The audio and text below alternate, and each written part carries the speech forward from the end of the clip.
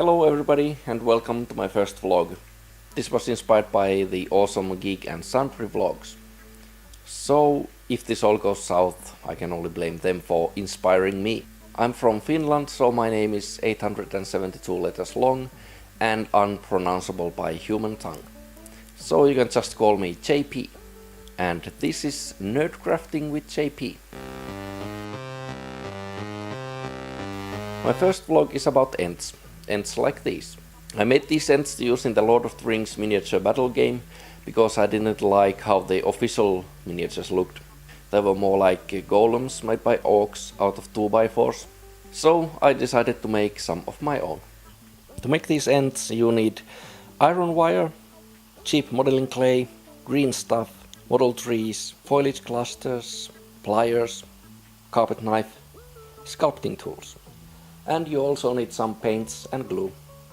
First take your iron wire and bend it into the legs of the ent. Leave a little extra length in the foot, you'll need that later when you connect the ent to a base. Then take another length of wire that will be the ent's torso. Twist it up. One end of the wire will become one of the arms, and the other end of the wire will be the upper half of the torso. This is the time when you'll have to determine how tall or short your ent might be. Mine will be about 6 to 8 inches tall. Twist in another wire as the second arm.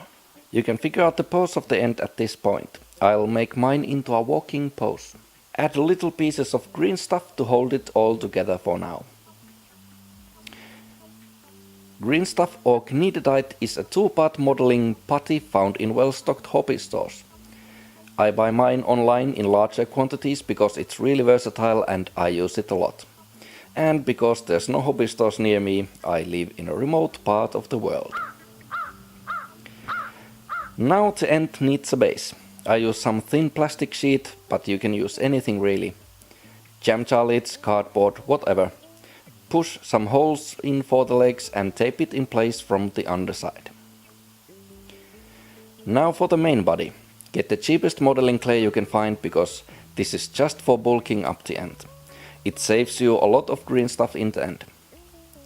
Cover the ent completely, smooth it out and let it dry. This is the last time you can do anything about the pose of the legs, and this will determine how thick or thin the ent might be. Take a little piece of green stuff and cover a part of the ent with it. Carve a bark-like texture into it. If you don't have sculpting tools, you can use whatever you want. Even a matchstick will do in a pinch. I'll try to make my ent's feet look like roots.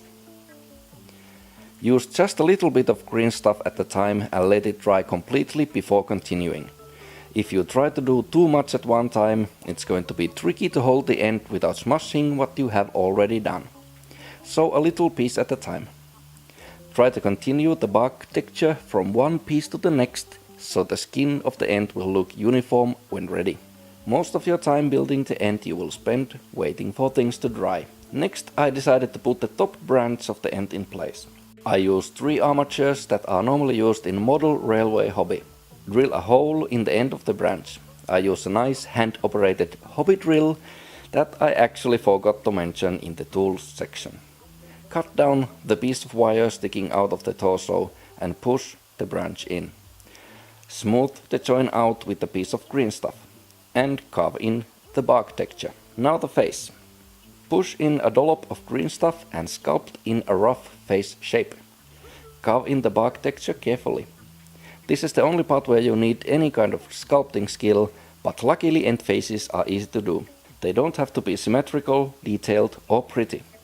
Carefully push in a little piece of green stuff as the nose and finish sculpting the face. Here's the face ready to be kissed. The arms. Take a chunk of green stuff, shape it into an arm and again scratch in the bark texture.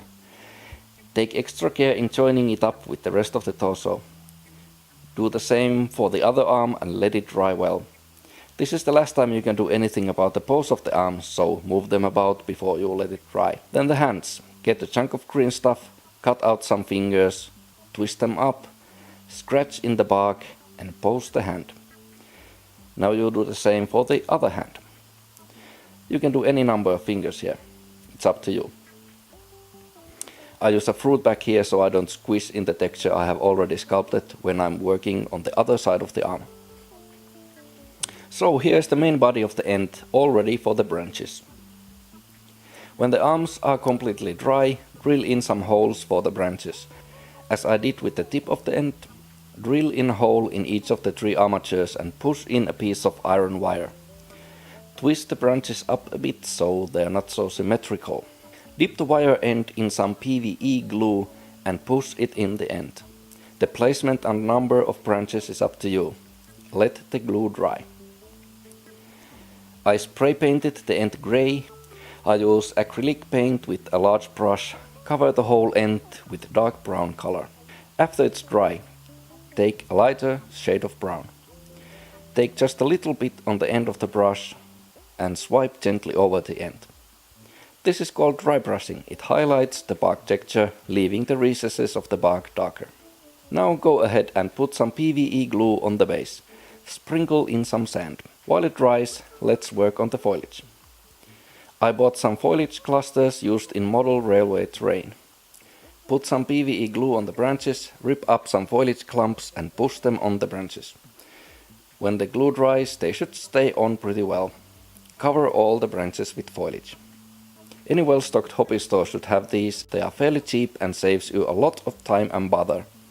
Making foliage yourself is difficult and not worth the hassle, I think. There are many colors of foliage so you can make different shades of ents. When the sand has dried, paint the base brown and let it dry. As with the ent itself, dry brush it with a lighter shade of brown to give it some definition.